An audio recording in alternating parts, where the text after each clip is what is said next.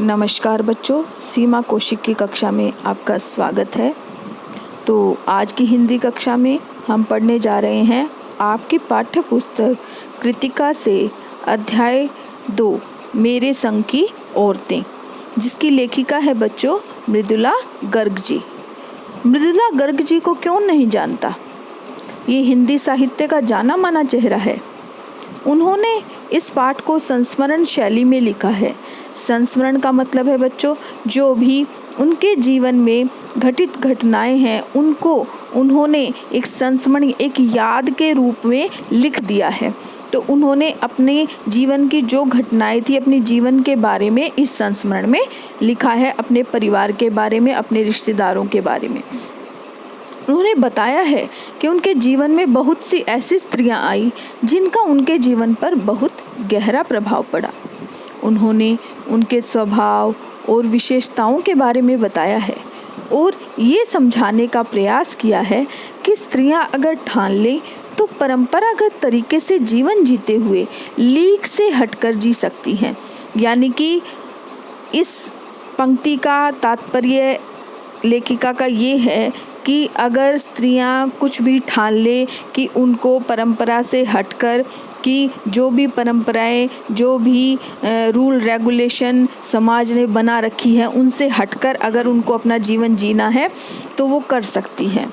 ये बात कर रही है लेखिका बच्चों 40 के दशक की, यानी 1940 के समय, और 1947 यानी कि 1947 की भी एक घटना का वर्णन इस संस्मरण में लेखिका ने किया है।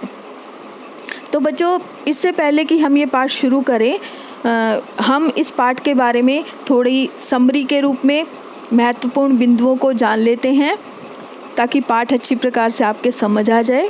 अब लेखिका ने अपनी नानी और उनके स्वभाव के विषय में इसमें बताया है कि मृत्यु के समय उन्होंने एक वादा भी लिया था। किससे लिया था? अपने जो पति के दोस्त हैं उनसे। वो क्या वादा लिया था वो हम पढ़ेंगे इसमें। दूसरा, उन्होंने उनके नाना जी के विषय में बताया है, लेखिका ने अपने नाना जी के विषय में, जैसे उनके स्वभाव, उनकी पढ़ाई के बारे में। और इसके बाद उन्होंने ये भी बताया है कि जो नाना जी के मित्र हैं प्यारेलाल, उनके विषय में बताया है, जो एक स्वतंत्रता सेनानी थे। उन्होंने अपने पिता के विषय में भी बताया है, और ये भी बताया है कि जब उनकी माँ की शादी उनके पिता से होती है तो उनकी सास, यानी कि जो लेखिका की जो दादी होती है, किस प्रकार का व्यवहार था उनका घर में। इसके अलावा उनकी माँ के स्वभाव की क्या विशेषताएं थी और वो दूसरों के साथ कैसा व्यवहार करती थी। अब उन्होंने अपनी परदादी का वर्णन भी किया है कि परदादी का शायद उनके जीवन पर सबसे अधिक प्रभाव पड़ा होगा, इसलिए तो उन्होंने अपने परदादी से संबंधित एक घटना का वर्णन भी इसमें किया है। तो परदादी से जुड़ी जो घटना है, नकुड़ की हवेली और चोर का किस्सा, कि कैसे परदादी के सहज व्यवहार से, सहज आचरण के से वो चोर का हृदय परिवर्तन हो जाता है और वो चोरी करना छोड़ देता है। अब पाठ के अगले हिस्से में लेखिका बताती है बच्चों कि वे 5 बहनें थी और एक भाई।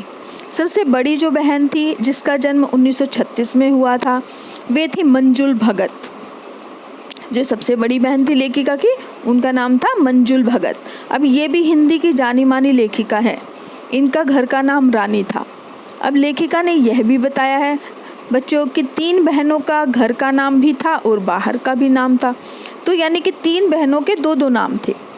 जब लोगों ने पिताजी को ताने दिए तो उन्होंने बाकी की जो 2 लड़कियां बाद में हुई उसका एक एक ही नाम रहने दिया।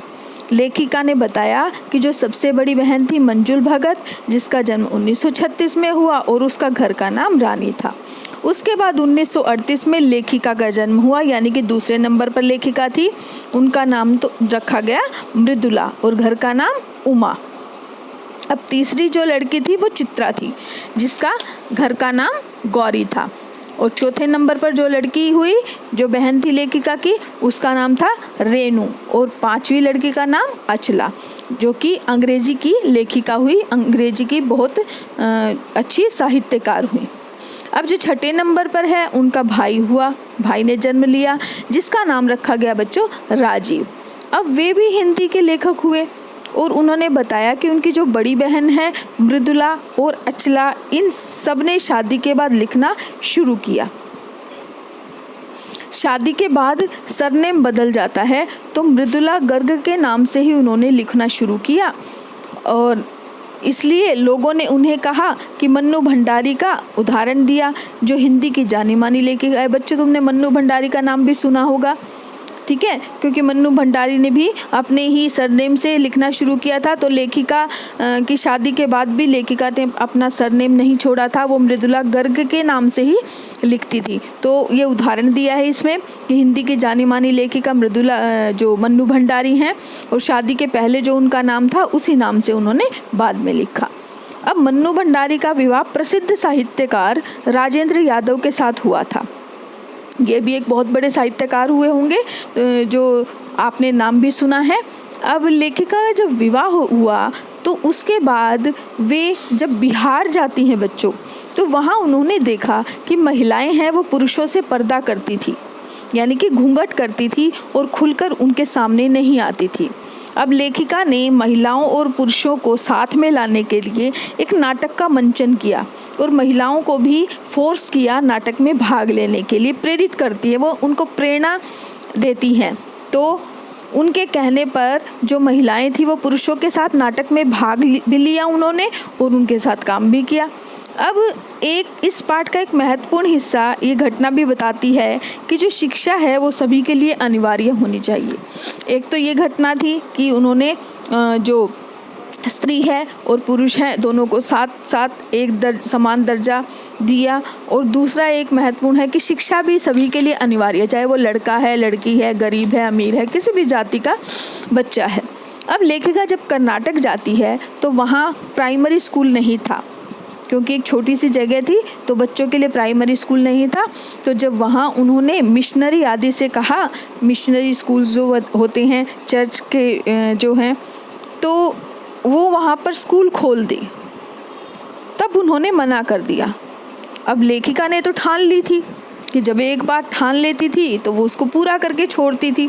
तो मृदुला गर्ग जी ने क्या किया, जो जिद है उसे पूरा करके छोड़ा, और जो उनमें जिद को पूरी करने की जो ललक थी, लगन थी, वो जिद्दीपन था, वैसा ही जिद्दीपन उनकी बहन रेणु में भी था।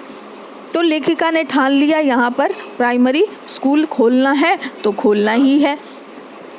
तो उसी से संबंधित एक घटना का जिक्र लेखिका ने किया है कि जो इस पाठ का आखिरी हिस्सा है।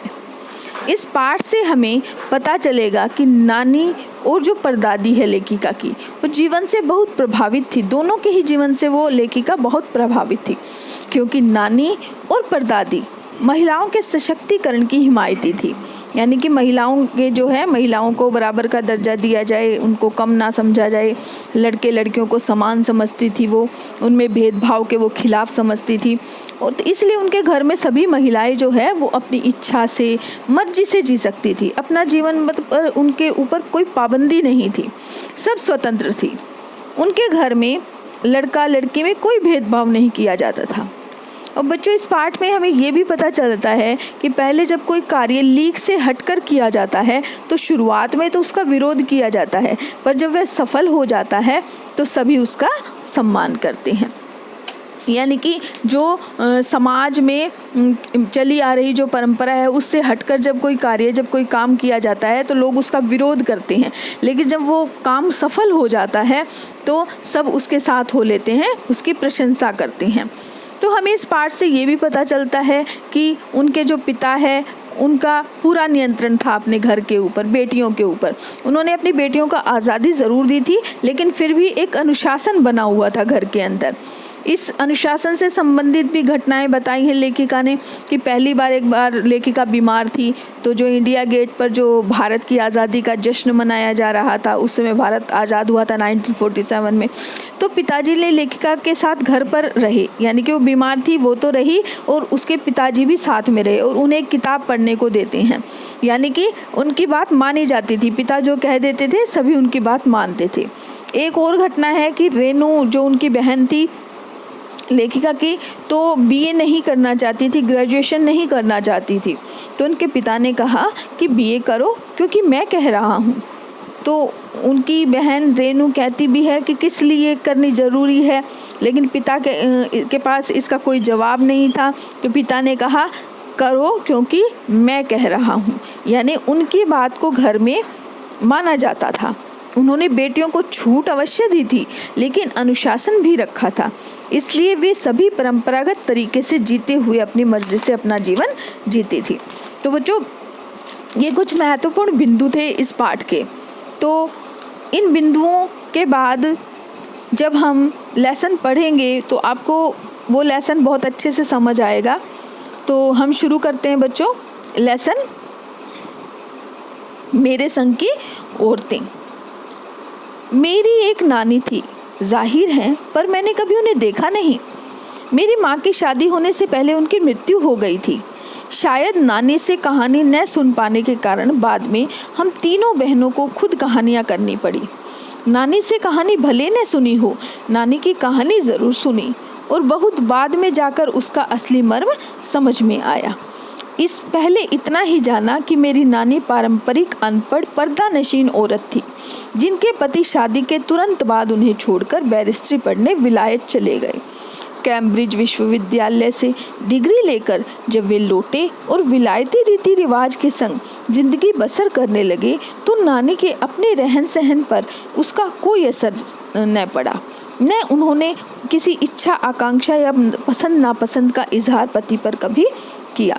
यानी कि इसमें लेखिका क्या बता रही है कि नानी के बारे में उन्होंने सुना था, यानी कि जब लेखिका पैदा हुई बड़ी हुई उस समय उनकी नानी नहीं थी, देखा नहीं लेकिन सुना ज़रूर था। तो बताती हैं कि नानी की कहानियाँ, बेशक नानी से हमने नहीं सुनी, लेकिन नानी की कहानियाँ ज़रूर सुनी, यानी नानी के बारे में अपनी माँ से बहुत सुना था। कि कहता है कि अब जब मैं बड़ी हुई तो उन कहानियों के बारे में मुझे पता चला कि मेरी माँ ने जो मेरी नानी के बारे में जो कुछ बताया था वो कितनी अच्छी बातें थी। उसका प्रभाव, उसका जो घटनाओं का जो मर्म है वो मुझे आज समझ आया है बड़ी होके। यानी कि कहते हैं कि इसलिए मैं लेखिका बन गई। जब हमें समझ आने लगा तो हम खुद ही कहानियाँ करने लगे, यानी कि हम खुद ही कहने लगे कहानियाँ, यानी कि लिखने लगे।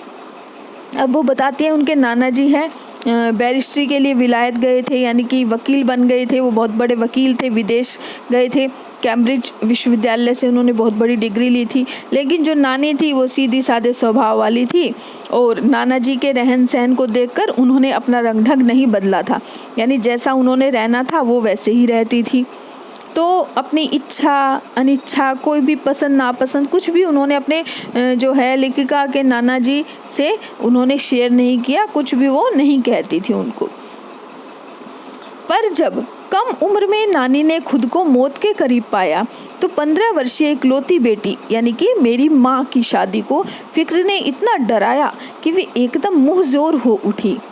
नाना से उन्होंने कहा कि वे पर्दे का लिहाज छोड़कर उनके दोस्त स्वतंत्रता सेनानी प्यारेलाल शर्मा से मिलना चाहती है। सब दंग रह गए। जिस पर्दानशीन औरत ने पराये मर्द से क्या खुद अपने मर्द से मुंह खोलकर बात नहीं की थी, आखिरी वक्त में अजनबी से क्या कहना चाह सकती है। पर नाना ने वक्त की कमी और मौके की नज़ाकत की लाज रखी। सवाल जवाब में वक्त बर्बाद करने के बजाय फौरन जाकर दोस्त को लिवा लाए और बीवी के हुजूर में पेश कर दिया। यानी कि छोटी ही उम्र थी जब लेखिका की नानी बहुत बीमार हो गई थी। उनको लगा कि अब मैं नहीं बचूंगी, तो उनकी जो लेखिका की माँ है 15 वर्षीय, जो 15 वर्ष की थी उस समय, तो वो नाना से मुंहजोर हो उठती हैं। लेखिका की नानी मुंहजोर यानी कभी जिसने ज़बान नहीं खोली थी नाना के सामने, आज नानी उनके सामने बहुत बोलती है कि मुझे तो आपके मित्र प्यारेलाल शर्मा से मिलना है, क्योंकि जो प्यारेलाल जी हैं वो एक स्वतंत्रता सेनानी थे और जो लेखिका की जो नाना जी हैं वो अंग्रेज़ी हुकूमत के लिए काम करते थे, बड़े वकील थे, उनके लिए काम करते थे। इसलिए जो उनके मन में था, नानी के मन में, वो स्वतंत्रता सेनानी प्यारेलाल को ही वो कहना चाहती थी। तो नाना ने भी ऐसा नहीं उनको कहा कि किस लिए इस समय बुलाऊं, क्योंकि उनको लगा कि ये मरने वाली है। तो इस तरह मौके की नज़ाकत को उन्होंने समझा, इस बात को समझा और वो उसको ले आते हैं, उनके सामने पेश कर देते हैं अपनी पत्नी के सामने। अब जो नानी ने कहा वह और भी हैरत अंगेज था, हैरान कर देने वाला था। उन्होंने कहा, वचन दीजिए कि मेरी लड़की के लिए वर आप तय करेंगे। मेरे पति तो साहब है और मैं नहीं चाहती कि मेरी बेटी की शादी साहबों के फरमाबरदार से हो। आप साहबों का फरमाबरदार यानी अंग्रेज़ों का जो आज्ञाकारी है, अंग्रेज़ों की आज्ञा मानने वाला, उनके लिए काम करने वाला। आप अपनी तरह आज़ादी का सिपाही ढूंढकर उसकी शादी करवा दीजिएगा। और कौन कह सकता था कि अपनी आज़ादी से पूरी तरह बेखबर उस औरत के मन में देश की आज़ादी के लिए ऐसा जुनून होगा। बाद में मेरी समझ में आया कि दरअसल वे निजी जीवन में भी काफ़ी आज़ाद ख्याल की रही होंगी। ठीक है, उन्होंने नाना की ज़िंदगी में कोई दखल नहीं दिया, न उसमें साझेदारी की, पर अपनी ज़िंदगी को अपने ढंग से जीती जरूर रही। पारंपरिक घरेलू उबाऊ और खामोश ज़िंदगी में आज के हिसाब से क्रांतिकारी चाहे कुछ न रहा हो, दूसरों की तरह जीने के लिए मजबूर न होने में असली आज़ादी कुछ ज़्यादा ही थी। यानी कि वो वादा ले लेती है प्यारेलाल शर्मा से कि मेरी लड़की का विवाह आपकी तरह ही किसी स्वतंत्रता सेनानी से कीजिए। तो ये बहुत हैरान कर देने वाली बात थी कि वो नाना से ये बात नहीं कहती है, क्योंकि उनको पता था कि जो नाना जी हैं वो अंग्रेज़ों के फरमाबरदार हैं, यानी कि आज्ञाकारी हैं। तो कोई सोच भी नहीं सकता था जो ऐसी पर्दानशीन औरत है और कम बोलने वाली है, नाना जी के आगे जिसने कभी मुँह ही नहीं खोला, अंदर से उसके लिए, देश की आज़ादी के लिए इतना उसके अंदर जुनून होगा। तो ये सब हैरत अंगेज़ था, यानी कि हैरान कर देने वाली बात थी। तो इसलिए वो अंदर से वो अपनी तरह ही जीती थी। तभी तो लेखिका ने बताया है कि जो उसकी नानी है वो अपनी तरह से जीने वाली औरत थी। उसने कभी भी नाना के लिए अपने आप को बदलने की कोशिश नहीं की। खैर, इस तरह मेरी माँ की शादी ऐसे पढ़े लिखे होनहार लड़के से हुई जिसे आज़ादी के आंदोलन में हिस्सा लेने के अपराध में ICS के इम्तिहान में बैठने से रोक दिया गया था और उसकी जेब में पुश्तैनी पैसा धेला एक नहीं था। माँ बेचारी अपनी माँ और गांधी जी के सिद्धांतों के चक्कर में सादा जीवन जीने और ऊंचे ख्याल रखने पर मजबूर हुई। हाल उनका यह था कि खादी की साड़ी उन्हें इतनी भारी लगती थी कि कमर चनखा खा जाती। रात रात भर जागकर वे उसे पहनने का अभ्यास करती, जिससे दिन में शर्मिंदगी न उठानी पड़े। वे कुछ ऐसी नाजुक थी कि उन्हें देखकर उनकी सास यानी मेरी दादी ने कहा था, हमारी बहू तो ऐसी है, धोई पोंछी और छीके पर टांग दी। गनीमत यही थी कि किसी ने उन्हें छीके पर से उतारने की पेशकश नहीं की। यानी कि प्यारेलाल ने जैसा वादा किया था नानी से, वैसे ही ऐसे लड़के से उन्होंने शादी करवा दी लेखिका की माँ की, कि जो आज़ादी के आंदोलन में हिस्सा लेते थे। हिस्सा लेने की वजह से ICS के इम्तिहान में उनको बैठने से रोक दिया गया था। अब उनकी जेब में कोई भी पुश्तैनी पैसा धेला नहीं था, यानी कि कोई रुपया धेला कुछ भी नहीं था उनके पास। अब गांधी जी के सिद्धांतों पर चलने वाले थे, तो माँ को भी खादी की साड़ी पहननी पड़ती थी। वो इतनी भारी लगती थी उनको कि वो रात को वो पहनकर प्रैक्टिस करती रहती थी पहनने की, और इतनी ज़्यादा नाजुक थी कि उसकी सास यानी कि लेखिका की दादी है, हमेशा ऐसे कहती थी, हमारी बहू तो ऐसी है, धोई पोंछी और छीके पर टांग दी। यानी कि उसको तो अच्छी प्रकार से सजा धजा कर बिठा दिया और उसको अच्छी प्रकार से बिठा दिया, उससे कुछ ना करवाओ। यानी कि गनीमत यही थी कि किसी ने उनको छीके से उतारने की कोशिश भी नहीं की, यानी कि किसी ने उनको बदलने की कोशिश भी नहीं की कि तुम काम करो या कुछ और करो, घर संभालो। इस तरह से किसी ने उनको बदलने की कोशिश भी नहीं की। क्यों नहीं की? उनकी दो वजह थी, यानी कि दो कारण थे उसके क्यों नहीं की किसी ने बदलने की। पहली यह है कि हिंदुस्तान के तमाम बाशिंदों की तरह, यानी कि तमाम जो नागरिक हैं हिंदुस्तान के जो लोग हैं, उनके ससुराल वाले भी साहबों से खासे अभिभूत थे, यानी कि अंग्रेजों से खासे प्रभावित थे। और मेरे नाना पक्के साहब माने जाते थे। बस जात से वे हिंदुस्तानी थे, बाकी चेहरे मोहरे रंग पढ़ाई लिखाई उस सब में अंग्रेज थे। मज़े की बात यह थी कि हमारे देश में आज़ादी की जंग लड़ने वाले ही अंग्रेज के सबसे बड़े प्रशंसक थे। गांधी, नेहरू हो या मेरे पिताजी के घर वाले, भले लड़का आज़ादी की लड़ाई लड़ते जेब खाली और शोहरत सिर करता रहे, दबदबा उसके साहबी ससुर का ही था। एक आन बान शान वाले साहब ने उनके सिरफिरे लड़के को अपनी नाजुक जान लड़की सौंपी। इससे रोमांचक क्या कोई परिकथा होती।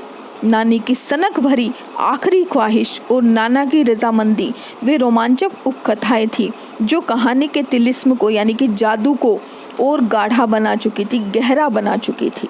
एक तो ये वजह थी कि वो अंग्रेज़ों से खासे अभिभूत थे ससुराल वाले, क्योंकि मेरे जो नाना जी हैं वो अंग्रेज़ों के फरमाबरदार थे, आज्ञाकारी थे, तो उनका तो रोब था, भाई वकील थे वो तो सब शान थी उनकी एक तो शायद यही कारण रहा होगा। और उन्होंने अपनी नाजुक सी लड़के ऐसे जो आज़ादी के दीवाना है, जो लड़का स्वतंत्रता सेनानी है, उसको सौंप दिया था। लेकिन फिर भी राज किसका चलता था? नाना जी का। शायद लेखिका को लगा कि शायद ये एक कारण हो सकता है। और दूसरी वजह माँ की अपनी शख्सियत थी, यानी कि खुद वो स्वयं थी। उसमें खूबसूरती, नज़ाकत, गैर दुनियादारी के साथ ईमानदारी और निष्पक्षता कुछ इस तरह घुली मिली थी कि वे परिजात से कम जादुई मालूम नहीं पड़ती थी। उनसे ठोस काम करवाने की कोई सोच भी नहीं सकता था। हाँ, हर ठोस और हवाई काम के लिए उनकी ज़बानी राय ज़रूर मांगी जाती थी और पत्थर की लकीर की तरह निभाई भी जाती थी। यानी कि क्या कह रहे हैं, दूसरी वजह कि वो स्वयं यानी ये नाजुक थी, वो खूबसूरत थी और उनकी जो ईमानदारी थी, हर कार्य जो भी करती थी ईमानदारी के साथ करती थी, झूठ नहीं बोलती थी। तो इस तरह के कुछ गुण थे जिसकी वजह से उनको ससुराल वाले खासे प्रभावित थे। उनको किसी ने बदलने की कोशिश नहीं की, यानी कि उनसे कोई काम करवाने की कोई सोच भी नहीं सकता था। लेकिन हाँ, कोई भी काम अगर घर में होता था तो उनसे राय ज़रूर मांगी जाती थी और जो वो बोल देती थी यानी पत्थर की लकीर था, वो कार्य वैसा ही किया जाता था। मैंने अपनी दादी को कई बार कहते सुना था, हम हाथी पे हल ना जुतवाया करते, हम पे बैल है। बचपन में ही मुझे इस जुमले का भावार्थ समझ में आ गया था, जब देखा था कि हम बच्चों की ममतालू परवरिश के मामले में माँ के सिवाय घर के सभी प्राणी मुस्तैद रहते थे। दादी और उनकी जेठानियाँ ही नहीं, खुद मर्दजात पिताजी भी यानी मुस्तैद रहते थे, तैयार रहते थे। यानी कि दादी कहती थी, जैसे कि उनका एक जुमला था, कहावत कहती थी, देसी कहावत अपनी भाषा में, हम हाथी पे हल ना जुतवाया करते, यानी कि हम हाथी से हल नहीं जुतवाते, हम पे बैल है। यानी कि जो काम बैल का है, बैल को ही तो हल में जोता जाएगा, जो हाथी है उसको तो जुतवाया नहीं जा सकता। यानी कि उस जुमले का, उस कहावत का अर्थ लेखिका को बचपन में ही समझ आ गया था। यानी कि माँ से कोई कहता नहीं था घर संभालने के लिए, बच्चे संभालने के लिए, उसके लिए घर के और लोग थे, यानी कि दादी थी, इसके अलावा उनकी जेठानियाँ थी, यानी कि मेरी ताई वगैरह थी, और लेखिका कहती है। और इसके अलावा जो मर्द जात यानी कि पिताजी भी घर संभालने का काम, बच्चों को संभालने का काम कर लेते थे, इसलिए माँ को कोई टोकने का काम नहीं करता था। पर ठोस काम न करने का यह मतलब नहीं कि माँ को आज़ादी का जुनून कम था, वह भरपूर था और अपने तरीके से वे उसमें भरपूर निभाती भी रहीं। जाहिर है कि जब जुनून आज़ादी का हो तो उसे निभाना भी आज़ादी से चाहिए, जिससे पूछकर उसके तरीके से नहीं, खुद अपने तरीके से। यानी कि कहे कि अगर मेरी माँ कुछ काम नहीं करती थी लेकिन देशभक्ति की भावना उनमें फिर भी थी, वो अपने तरीके से उसको निभाती थी और उसे निभाना भी आज़ादी से ही चाहिए। यानी कि वो जुनून आज़ादी का हो चाहे और किसी चीज़ का, उसे निभाना आज़ादी से चाहिए। यानी कि अपने तरीके से, खुद अपने तरीके से वो इस तरह का जो आज़ाद देश के लिए जो देशभक्ति है वो अपने तरीके से साबित करती थी। वो हमने अपनी माँ को कभी भारतीय माँ जैसा पाया ही नहीं। न उन्होंने कभी हमें लाड प्यार किया, न हमारे लिए खाना पकाया और न अच्छी पत्नी बहू होने की सीख दी। कुछ अपनी बीमारी के चलते भी वे घर बार नहीं संभाल पाती थी, पर उसमें ज़्यादा हाथ उनकी अरुचि का था।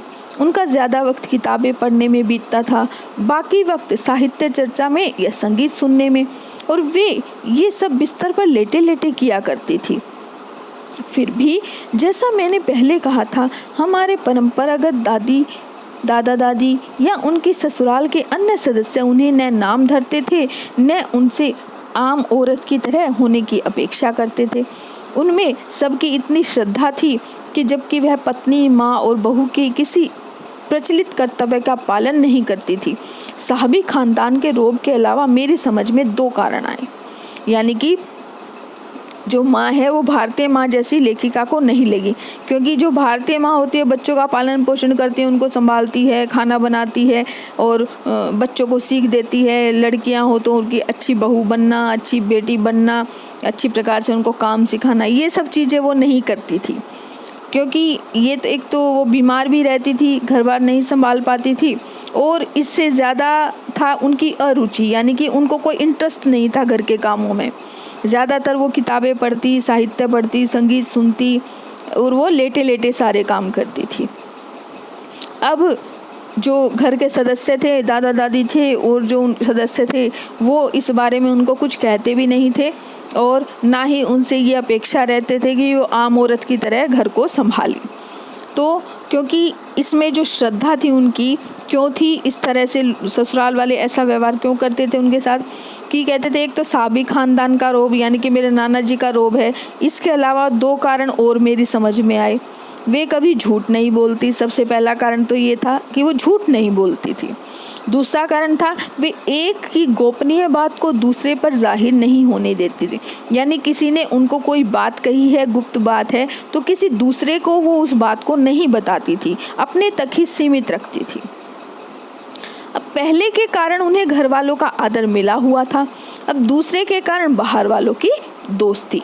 दोस्त भी हमारी भी थी। माँ की भूमिका हमारे पिता बखूबी निभा देते थे। मुझे याद है बचपन में भी हमारे घर किसी की चिट्ठी आने पर कोई उससे यह नहीं पूछता था कि उसमें क्या लिखा है। यानी कि पहला कारण तो था घर वालों का आदर मिल गया था, क्योंकि झूठ नहीं बोलती थी वो। दूसरे से बाहर वालों की भी दोस्ती, क्योंकि गोपनीय बातों को शेयर नहीं करती थी वो किसी के साथ। तो कहती कि मुझे याद है, लेखिका बता रही कि किसी भी की चिट्ठी पत्री घर में आती थी, कोई दूसरा उसको खोलता नहीं था, पढ़ता नहीं था। तो चाहे वो एक बहन की चिट्ठी दूसरी बहन के नाम, यानी कि आपस में बहनें भी बातें करती थी चिट्ठियों के ज़रिए, तो कोई भी दूसरे की चिट्ठी नहीं पढ़ता था। और माँ यह जानने को बेहाल हो कि बीमारी से वह उबरी या नहीं। छोटे से घर में 6 बच्चों के साथ सास ससुर आदि के रहते हुए भी हर व्यक्ति को अपना निजत्व बनाए रखने की छूट थी। इसी निजत्व यानी कि प्राइवेसी, अपनी प्राइवेसी की छूट थी, यानी कि कोई किसी के जीवन में दखल नहीं देता था, कोई किसी की बातों को ऐसे जानने की कोशिश नहीं करता था, कोई व्यक्ति अगर बताना न चाहे तो इसी छूट का शायद फ़ायदा हमें हुआ। हम तीनों बहनें और छोटा भाई लेखन के हवाले हो गए, यानी कि कोई एक दूसरे की निजत्व को भंग नहीं करता था, प्राइवेसी को भंग नहीं करता था। शायद यही कारण था, लेखिका कहती है, कि हम 3 बहनें और हमारा जो छोटा भाई है वो लेखक बन गए, लेखिका बन गए। लीक से खिसके अपने पूर्वजों में माँ और नानी ही रही होती तो गनीमत रहती, पर अपनी एक परदादी भी थी जिन्हें कतार से बाहर चलने का शौक था। यानी कि कहती हैं कि लीक से, यानी परंपरा से, समाज की नियमों से हटकर चलने वाली माँ और नानी तो थी ही नहीं, उससे भी ज़्यादा परदादी थी। यानी कि लेखिका की जो परदादी थी वो थी, उनको भी शायद लाइन से, कतार से, यानी कि लीक से हटकर चलने का कुछ ज़्यादा ही शौक था।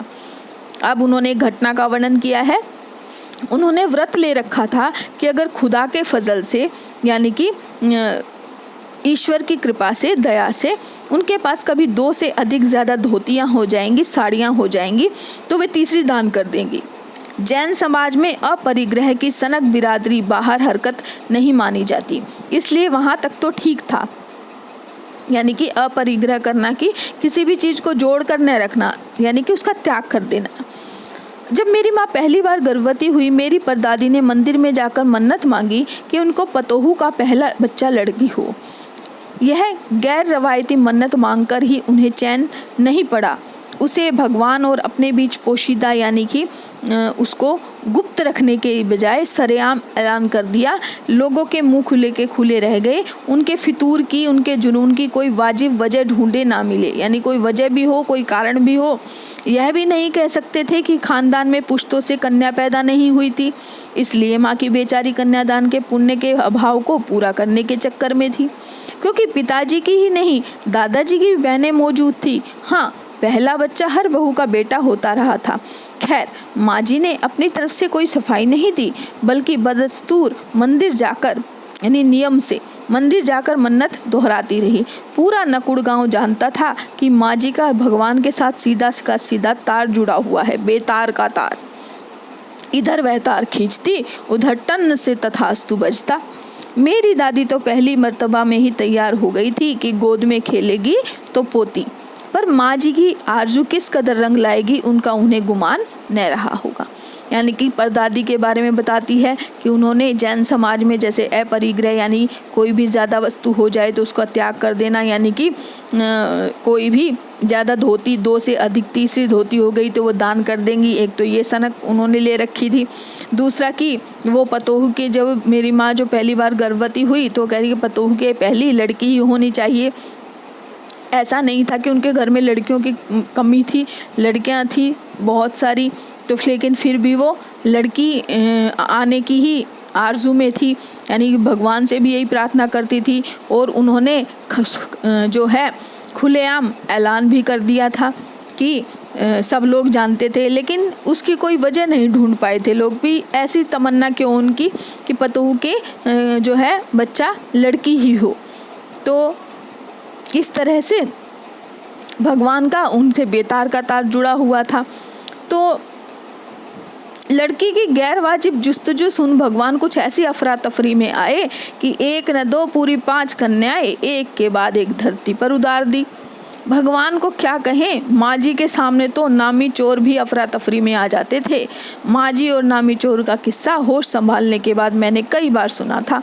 चोर के दीदार की खुशनसीबी भी हाथ आई थी। यानी कि वो बताते हैं कि भगवान कुछ ऐसे तथास्तु कहा, भगवान ने ऐसा कुछ प्रसन्न हुए कि एक के बाद एक पूरी 5 लड़कियां, यानी कि हम 5 बहनें धरती पर उतार दी। तो माँ जी का एक और किस्सा बताती हैं। एक नामी चोर था, उसका कैसे हृदय परिवर्तन हुआ था। उस चोर को देखने की खुशनसीबी, लेखिका कह रही है, हमें भी खुशनसीबी हुआ यूँ था कि किसी शादी के सिलसिले में नकुड़ की हवेली के तमाम मर्द बारात में दूसरे गांव गए हुए थे। औरतें सज धज कर रत जगह मना रही थी। नाच गाने और ढोलक की थाप के शोर में नामी चोर कब सेंध लगाकर हवेली में घुसा और किसी को खबर न हुई। पर चोर था बदकिस्मत, जिस कमरे में घुसा उसमें माँ जी सोई हुई थी। औरतों के शोर से बचने को वे अपना कमरा छोड़ दूसरे में जा सोई थी। चोर बेचारा तमाम जुग्राफिया दिमाग में बिठाकर उतारा था। उसे क्या पता था इतनी बड़ी बूढ़ी पुरखिन जगह बदल लेगी। खैर, बुढ़ापे की नींद ठहरी, चोर के दबे पाँव की आहट से खुल गई। कौन? माँ जी ने इत्मीनान से पूछा। जी मैं। चोर ने युगों से चला आ रहा पारंपरिक असंगत जवाब दिया। पानी पिला? माँ जी ने कहा। जी मैं। चोर झिझक कर रह गया। तब तक माँ जी बिस्तर के बराबर टटोल कर देख चुकी थी, लोटा खाली था। ऐसा कर, उन्होंने कहा, यह लोटा ले और कुएं से पानी भर ला, पर देख कपड़ा कसकर बांधे रखियो और तरीके से छानियो। चोर घबरा गया। अंधेरे में उन्होंने कैसे जाना कि उसके मुंह पर कपड़ा बंधा है और कमर में भांग। भगवान से उनका तार जुड़े होने की खबर उसे थी, पर बुढ़िया भांग भी छानती होगी, एकदम यकीन न हुआ। इसी से कुछ हैरान परेशान हो उठा। जल्दी कर भाई। तभी माँ जी ने कहा, बड़ी प्यास लगी है। पर मैं चोर हूँ। मारे घबराहट और धर्म संकट के चोर सच कह गया।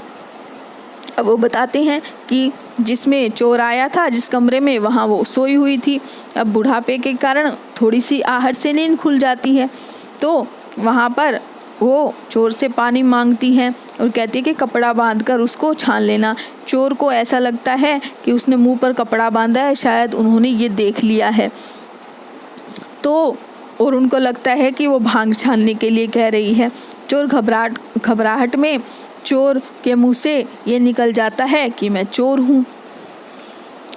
अब हुआ करे, माँ जी ने कहा, प्यासे को पानी तो पिला, पर देख मेरा धर्म न बिगाड़ियो। लोटे के मुंह से कपड़ा न हटाइयो, हाथ रगड़कर धो लीजो और पानी कपड़े से छान कर भरियो।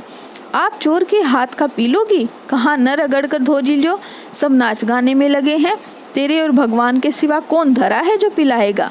भगवान वहीं कहीं उसके बराबर में धरे हैं। सुनकर चोर कुछ ऐसा अकबकाया कि लोटा उठाकर चल दिया। पूरी एहतियात के साथ पानी भरकर लोटा तो पहरेदार ने धर दबोचा। कुएं पर देख लिया गया था। तब माँ जी ने लोटे का आधा पानी खुद पीकर बाकी चोर को पिला दिया और कहा, एक लोटे से पानी पीकर हम माँ बेटे हुए। अब बेटा चाहे तो तू चोरी कर चाहे खेती। अब देखो, वो उसको पानी लाने के लिए कहती है।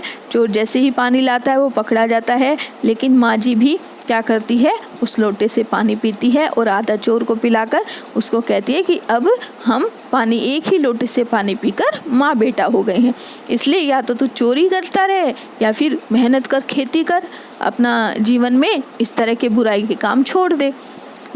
बेटा बेचारा किस लायक रह गया होगा, सो रोमांचक धंधा छोड़ खेती से लगा, सालों साल लगा रहा। जब मैंने उसे देखा तो बड़ा भला मानुस बूढ़ा लगा, मुझे डरा डरा हैरान सा। अब खानदानी विरासत कहिए या जीवाणुओं का प्रकोप, उन दो सन की बुढ़ियों के बीच में अच्छी फंसी। एक तरफ माँ जी के चलते अपने लड़की होने पर कोई हीन भावना मन में नहीं उपजी, दूसरी तरफ नानी के चलते देश की आज़ादी को लेकर नाहक रुमानी ही रहे। यानी कि वो कहती है कि इतनी बुढ़ियाओं के बीच में मैं फंस गई। लेखिका कहती है कि एक तो मुझे कभी ये नहीं लगा कि मैं लड़की हूँ, क्योंकि लड़कियों की परवरिश हमारे घर में बिना किसी भेदभाव के की गई, और दूसरा जो नानी है उनके चलते देश की आज़ादी के लिए एक अलग ही जुनून था हमारे अंदर भी। 15 अगस्त 1947 को जब देश को आज़ादी मिली, या कहना चाहिए जब आज़ादी पाने का जश्न मनाया गया होगा, तो दुर्योग से मैं बीमार थी, यानी दुर्भाग्य से मैं बीमार थी। उन दिनों टाइफाइड खासा जानलेवा रोग माना जाता था, इसलिए मेरे तमाम रोने धोने के बावजूद डॉक्टर ने मुझे इंडिया गेट जाकर जश्न में शिरकत करने की इजाज़त नहीं दी, यानी जश्न में शामिल होने की इजाज़त नहीं दी। चूँकि डॉक्टर अपने नाना के परम मित्र, उनसे ज़्यादा नाना थे, इसलिए हमारे पिताजी को जो बात बात पर सत्ताधारियों से लड़ते भिड़ते फिरते थे, चुप्पी साध गए। मैं बदस्तूर रोती कलपती रही। क्या कोई बच्चा इकलौती गुड़िया के टूट जाने पर रोया होगा? मेरी उम्र तब 9 बरस की थी, इतनी छोटी नहीं कि गुड़िया से बहलती और इतनी बड़ी भी नहीं कि डॉक्टरी तर्क समझती। तंग आकर पिताजी मुझे ब्रदर्स कारामाज़ोव उपन्यास पकड़ा गए। किताबें पढ़ने का मुझे मिराक था, यानी कि मानसिक रोग था, यानी किताब पढ़ने के पीछे पागल थी, एक तरह की बीमारी थी। तो वो पिताजी जो है उसको वो किताब दे जाते हैं। जब कुछ देर बाद मैंने देखा कि पिताजी छोड़कर घर के बाकी सब प्राणी पलायन कर चुके, यानी जा चुके हैं, और पिताजी दूसरे कमरे में बैठे अपनी किताब पढ़ रहे थे, तो रोना धोना छोड़कर मैंने भी किताब खोल ली। एक बार शुरू कर लेने पर उसने मुझसे इतनी मोहलत नहीं दी कि दोबारा रोना शुरू करूं या कोई और काम पकड़ूं। उस वक्त ब्रदर्स कारामाज़ोव मुझे देने में क्या तुक थी, वह मेरी समझ में नहीं आया। किताब कितनी समझ में आई वह अब नहीं जानती, क्योंकि उसके बाद इतनी बार पढ़ी कि सारे पाठ आपस में गड्ढमड्ढ हो गए, यानी कि मिल गए। कितना पहली बार में पल्ले पड़ा, कितना बाद में कहना मुश्किल है, पर इतना विश्वास के साथ कह सकती हूँ कि उसका एक अध्याय जो बच्चों पर होने वाले अनाचार अत्याचार पर था, मुझे पहली बार में ही लगभग कंठस्थ हो गया था। उम्र के हर पड़ाव पर जब मेरे साथ रहा, मुझे पहली बार लगभग कंठस्थ हो गया। उम्र के हर पड़ाव वह मेरे साथ रहा और मेरे लेखन के एक महत्वपूर्ण भाग को प्रभावित करता रहा। जैसे जादू का कालीन मेरा नाटक नहीं, वह 3 किलो की छोरी जैसी कहानियाँ, वह कठगुलाब उपन्यास के कई अंश।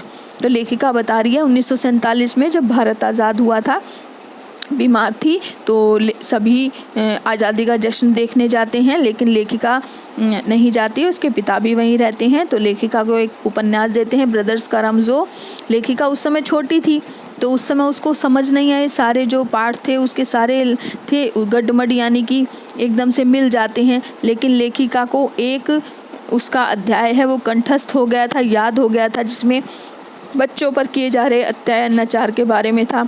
तो लेखिका कहती है मेरी आने वाली जितनी भी रचनाएं थी बाद में, वो उन पर उसका खासा प्रभाव देखा जा सकता है। उसमें इस तरह का वर्णन लेखिका ने किया है, तो जैसे जादू कालीन मेरा नाटक, 3 किलो की छोरी जैसी कहानियाँ, कठगुलाब आदि।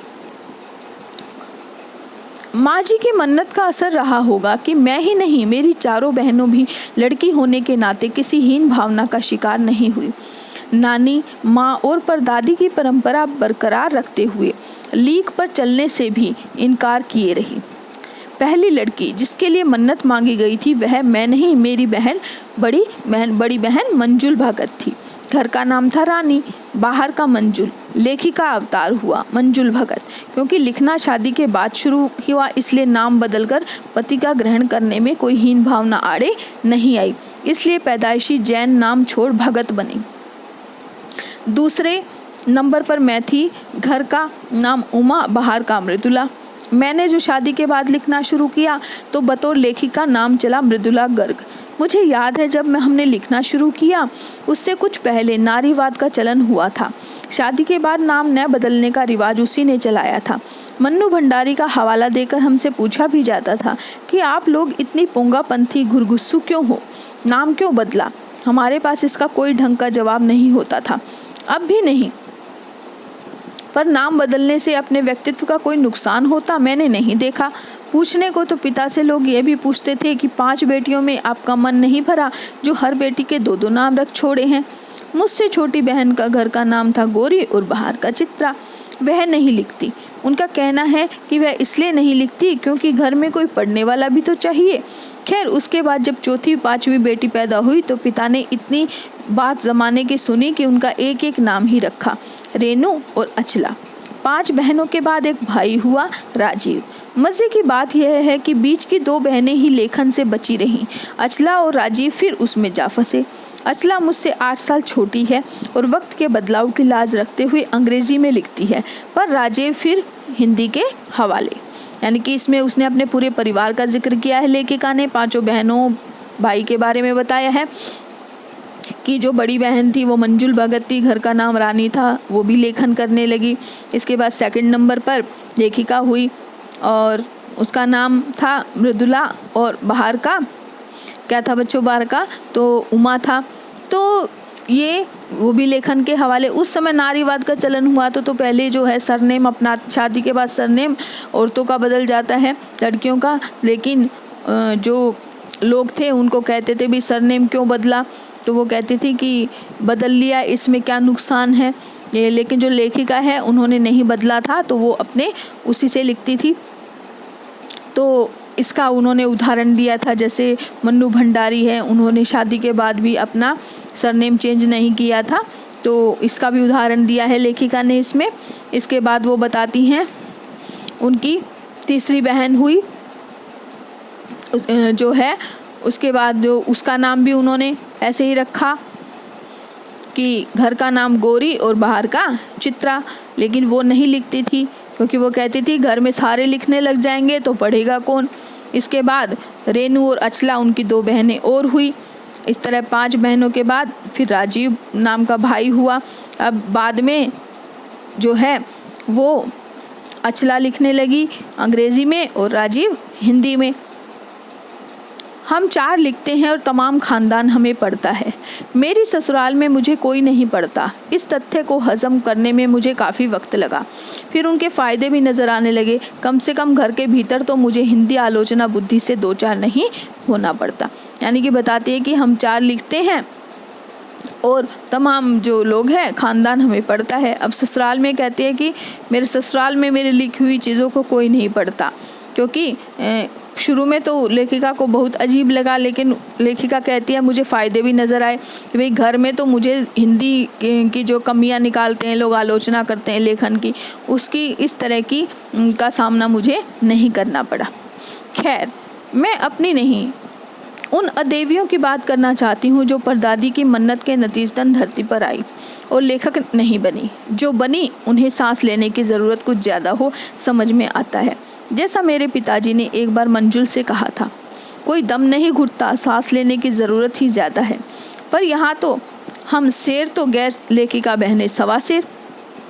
चौथे नंबर वाली रेनू का आलम यह था कि गर्मी की दोपहरी में स्कूल से वापसी पर जब गाड़ी उसे और उससे छोटी बहन अचला को बस अड्डे से लेने जाती तो रेनू उसमें बैठने से इनकार कर देती। उसका कहना था, यूँ थोड़ा सा रास्ता गाड़ी में बैठकर तय करना सामंतशाही का प्रतीक है, जो शायद था, पर साथ ही पिता के अतिरिक्त लाड़ का भी और रसोइयों को खाना खिलाकर जल्दी फारिग करने की लाचारी का भी। माँ तो सब चीज़ों से उदासीन रहती थी, पर पिता काफ़ी कुड़ते भूनते जब देखते कि अचला गाड़ी में बैठी चली आ रही है और रेनू पीछे पीछे पसीने में तरबतर खराम खरामा। बचपन में एक बार चुनौती दिए जाने पर उसने जनरल थिमैया को पत्र लिखकर उनका चित्र मंगवा लिया था, जो एक मोटरसाइकिल सवार जवान आकर उनके हाथ में दे गया था। पड़ोस में उसका रुतबा काफ़ी बढ़ गया था। गाड़ी में बैठने के साथ उसे इम्तिहान देने से भी परहेज था। स्कूल तो जैसे तैसे पास कर लिया, पर जब बीए का इम्तिहान देने की बारी आई तो वह अड़ गई। पहले मुझे समझाओ कि बीए करना क्यों ज़रूरी है, तब मैं इम्तिहान दूंगी। अगर मुझे यकीन आ गया कि हाँ कोई फ़ायदा है, वरना नहीं। हमने तरह तरह के तर्क दिए। माँ ने कहा, पिताजी से पूछो। यानी कि अब अपनी बहनों के स्वभाव के बारे में वो बता रही है कि रेनू के बारे में बता रही है कैसे वो ज़िद्दी स्वभाव की थी कि गाड़ी लेने आती थी स्कूल के लिए तो अचला तो बैठ जाती थी। रेनू कहती थी ये सामंतशाही का प्रतीक है, ये इससे दिखावा जो है मैं नहीं कर सकती, थोड़ी दूरी पर ही घर है, मैं पैदल जा सकती हूँ। तो पिताजी को बड़ा अजीब लगता था कि कैसे एक बेटी तो गाड़ी में आ रही है, दूसरी इस तरह से आ रही है। इसी प्रकार वो ज़िद पर अड़ जाती थी तो कुछ भी करती थी। और एक बार की और बता रही है कि एक बार चुनौती मिल गई थी उसको, किसी ने कह दिया तो जनरल थिमैया को पत्र लिखकर उनका चित्र यानी कि मंगवा लिया था उन्होंने, और इससे उसका रौब बढ़ गया था बाहर। और इम्तिहान जैसे तैसे उसने पास कर लिया था, लेकिन बीए वो नहीं करना चाहती थी। तो वो कहती थी मुझे पहले बताओ क्यों करना ज़रूरी है, तभी करूँगी। माँ समझाती हैं, बहनें समझाती है, किसी की नहीं मानती। फिर माँ कहती है अपने पिता से पूछो। अब पिताजी ने कहा नौकरी कर पाओगी, शादी कर पाओगी, लोग इज्जत से देखेंगे, वगैरह वगैरह। कोई तर्क विश्वसनीय नहीं लगा, न रेनू को न खुद उन्हें। आखिर उन्होंने उसी कुतर्क का सहारा लिया जो युगों से माँ बाप के काम आता रहा है। कहा बीए करो क्योंकि मैं कह रहा हूँ, करो। रेनू ने बीए कर तो लिया, पर सिर्फ पिता की खुशी के लिए, यानी पास होने लायक नंबर लाकर। सच बोलने में वह माँ से भी 2 कदम आगे है। गनीमत यह है कि आधा समय उसके सच सुनकर लोग सोचते हैं वह मजाक कर रही होगी, इसलिए बिना मेहनत वह लोगों को हंसाए रख लेती है। आज भी उसे कोई इत्र भेंट करता है तो वह कहती है नहीं चाहिए, मैं तो नहाती हूँ। यानी कि पिताजी बहुत तर्क देते हैं, शादी हो जाएगी, लोग इज्जत करेंगे, तो कोई तर्क सही नहीं लगता। तो आखिर में वही है जो माँ बाप डांट कर ज़ोर से कहते हैं कि मैं कह रहा हूँ इसलिए तुम्हें करनी ही पड़ेगी। तो जैसे तैसे थोड़े बहुत नंबर पासिंग मार्क्स लाकर वो पास कर लेती है। तो वो सच ऐसे कहती थी, कई बार तो लोग हंस भी देते थे, लेकिन वो सीरियस होकर इस तरह से सच कहती थी कि लोग देखते थे कि लोग तो हंसते थे और वो चुपचाप सीरियसली सच कहती चली जाती थी। जैसे फॉर एग्जांपल दिया है, लेखिका ने कोई इत्र भेंट करता यानी कि कोई परफ्यूम भेंट करता था उसको, तो कहती थी नहीं चाहिए, मैं तो नहाती हूँ, यानी कि मुझ में से बदबू नहीं आती, मुझे खुशबू की ज़रूरत नहीं है, मैं तो रोज़ नहाती हूँ। तीसरे नंबर पर चित्रा है। वह कॉलेज पढ़ने तो जाती थी, पर खुद पढ़ने से ज़्यादा दिलचस्पी औरों को पढ़ाने में रखती थी। इसलिए इम्तिहान में उसके अंक कम और उनके शागिर्दों के यानी कि उनके स्टूडेंट्स के ज़्यादा आते थे। पर अपने यहाँ सब चलता था। उसकी शादी का वक्त आया तो उसने एक नज़र में लड़का पसंद करके ऐलान कर दिया कि शादी करेगी तो उसी से। मुश्किल यह थी कि हमारे माँ बाप ही नहीं, खुद लड़का भी उसके निर्णय से वाकिफ़ नहीं था, पर उसका कहना था वह जो सोच लेती है करके सहती है। तो उसकी शादी उसी लड़के से हुई, कोई मुश्किल पेश नहीं आई। आती क्यों? उसने कहा मैंने पहली मुलाकात में ही उसे बतला दिया था कि मैं जो सोच लेती हूँ होकर रहता है। तो उसने बात आगे खींची ही नहीं, पहली मुलाकात में ही हथियार डाल दिए। यानी कि अब तीसरे नंबर की जो बहन चित्रा है उसके बारे में वो बात कर रही है कि वो दूसरों को ज़्यादा पढ़ाने में ध्यान देती थी, तो खुद के अंक उसके कम आते थे, दूसरों के ज़्यादा आ जाते थे, और वो जो भी निर्णय कहती थी वो सुना देती थी। यानी कि अपनी शादी का निर्णय भी खुद ही ले लिया था उसने, यानी लड़का पसंद कर लिया और ऐलान कर दिया उसी से। और बता रही है लेखिका, खुद लड़के को भी इस बात की खबर नहीं थी कि ये लड़की मुझसे शादी करना चाहती है। तो वो लड़के से मिलकर कह देती है कि मैं सोच लेती हूँ, वही करके छोड़ती हूँ। तो लड़का भी जो था उसने भी हथियार डाल दिया, यानी लड़का भी मान गया। हम में सबसे छोटी बहन अचला काफ़ी दिनों तक कुछ कम खिसकी मालूम पड़ती थी। पिता का कहा मानकर पहले अर्थशास्त्र किया, फिर पत्रकारिता में दाखिला लिया, ढंग से पढ़ाई की, पास हुई, फिर पिता की पसंद से शादी भी कर ली, पर उसके आगे लीक पर नहीं चल पाई। घर बार में मन ज़्यादा रुचा नहीं और मंजुल और मेरी तरह उम्र के 30 बरस पार करते ही लिखने का रोग लगा लिया। अब अचला के बारे में बात कर रही हैं। सबसे छोटी जो बहन थी तो बता रही है कि पिता के कहने पर उसने सब पढ़ाई की, बाद में उसने भी लिखने का रोग लगा लिया, यानी कि वो भी लेखिका बन गई। एक बात हमें सब एक सी रही, घर बार को परंपरागत तरीके से हमने भले न चलाया हो, उसे तोड़ा भी नहीं। शादी एक बार की और उसे कायम रखा, चाहे तलाक के कगार पर खड़ी हो, पर कगार तोड़ डूबी नहीं। शायद इसलिए कि जैसा मैंने अपने पहले उपन्यास में लिख डाला था, हम सभी विश्वास करती रही होंगी कि मर्द बदलने से कोई प्रयोजन सिद्ध नहीं होता। घर के भीतर रहते हुए भी अपनी मर्जी से जी लो तो काफ़ी है। यानी कि वो बता रही है कि हम जो है परंपरागत तरीके से चलती रही, लेकिन हमने कभी भी अपने घर को तोड़ा नहीं, यानी अपनी शादी को बचाए रखा, क्योंकि वो शायद सोचती थी कि बार बार इस तरह से घर बदलने से या दोबारा शादी करने से कोई कठिनाई हल नहीं होती।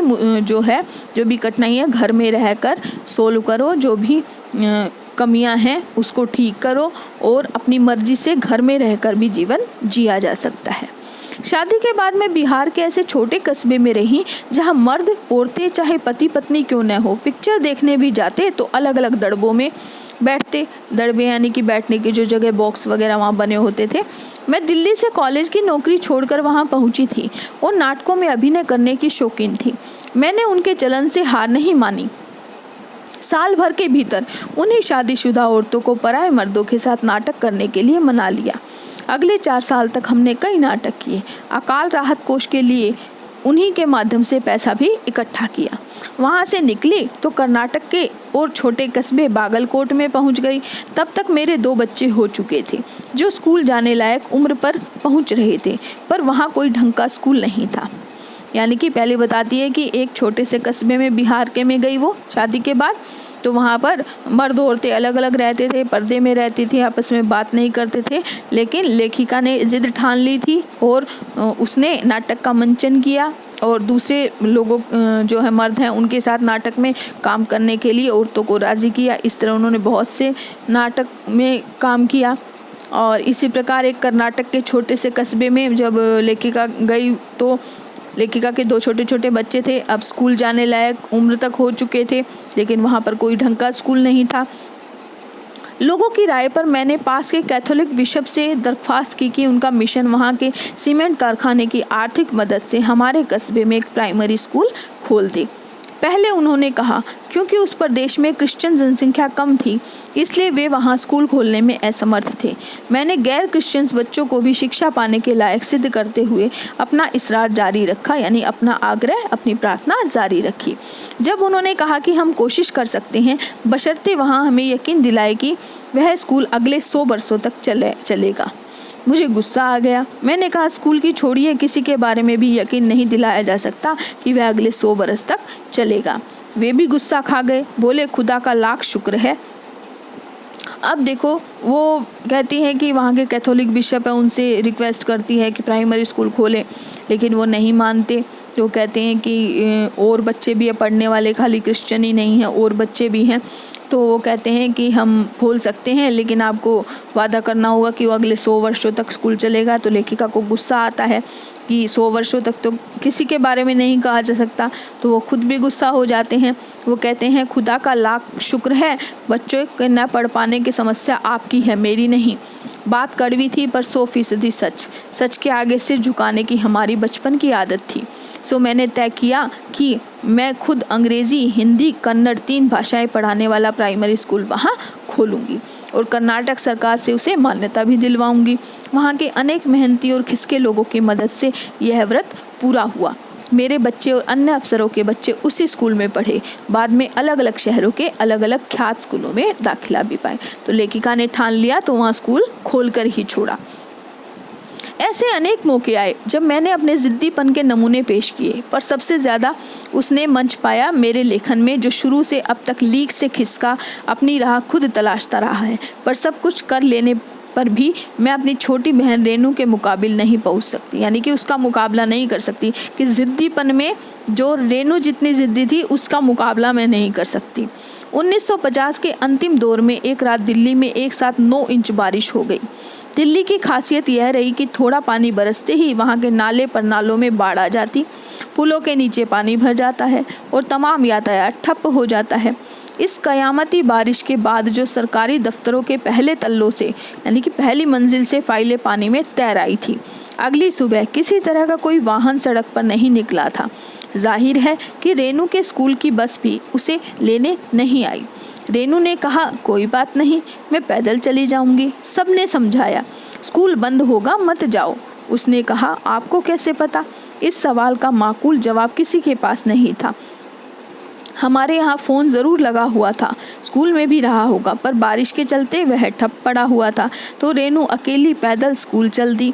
गनीमत यह थी कि बारिश एक मुश्त बरस लेने के बाद थम गई थी। सड़कों पर पानी था पर और बरस नहीं रहा था, तो रेनू 2 मील पैदल चलकर स्कूल पहुंची। जैसा हमने कहा था वह बंद था। चौकीदार रेनू को देख दंग रह गया, पर रेनू को कोई मलाल नहीं था, पछतावा नहीं था। वह वापस 2 मील चलकर घर पहुंच गई। सब ने कहा, हमने पहले ही कहा था। उसने कहा, स्कूल बंद था तो मैं वापस आ गई, इसमें आपका कहना कहाँ से आ गया? सोचती हूँ कैसे रोमांच का अनुभव हुआ होगा उसे उस दिन जगह जगह पानी से लबलब करते सुनसान शहर में निचाट अकेले अपनी धुन में मंजिल की तरफ चलते चले जाना। सच अकेलेपन का मज़ा ही कुछ और है। तो लेखिका आखिर में बताने की कोशिश कर रही है कैसे रेनू ने ज़िद में किसी की बात नहीं मानी, भाई जाना है तो स्कूल जाना ही है। वो चल पड़ी तो कहती है कि मैं उसका मुकाबला नहीं कर सकती जिद में, जिद्दी तो मैं भी हूँ लेकिन उसका मुकाबला नहीं कर सकती। तो कहते हैं कि कैसा उसका अनुभव रहा होगा कि पूरा शहर सुनसान है, चारों तरफ पानी है और अकेली वह अपनी मंजिल पर चले जा रही है, बढ़ी जा रही है, अपनी धुन में कुछ सोचते हुए चली जा रही है। तो कहती है लेखिका आखिर में अकेलेपन का ही मज़ा कुछ और है। कई बार ये जो अकेलापन होता है वो बहुत अच्छा लगता है, यानी कि अकेलेपन में ही हम अपने विचारों को अच्छी प्रकार से जो है अपने मन में सोच सकते हैं, विचारों को, उन कोई भी समस्या के बारे में सोच सकते हैं और जो भी विचार हम अपने मन के अंदर लाते हैं उनको विस्तार दे सकते हैं। तो लेखिका भी कहती है कि कई बार अकेलापन जो होता है वो बहुत अच्छा लगता है। तो बच्चों अच्छी प्रकार से आपको समझ आ गया होगा। तो आप इसकी समरी और इस लेसन को जो हमने पढ़ा उसमें जो डिफ़िकल्टीज़ हैं आप मुझसे डिस्कस कर सकते हैं और इसके क्वेश्चन आंसर है वो आप पढ़िएगा। आशा करती हूँ आप इन क्वेश्चन आंसर के जवाब अपने आप ही ढूंढ लेंगे क्योंकि इतनी अच्छी तरह से लेसन पढ़ा जा चुका है।